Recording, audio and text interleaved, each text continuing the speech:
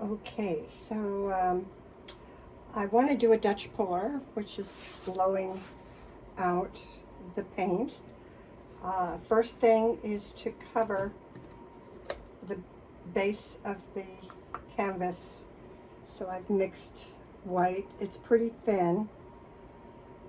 And I'm going to start with the base.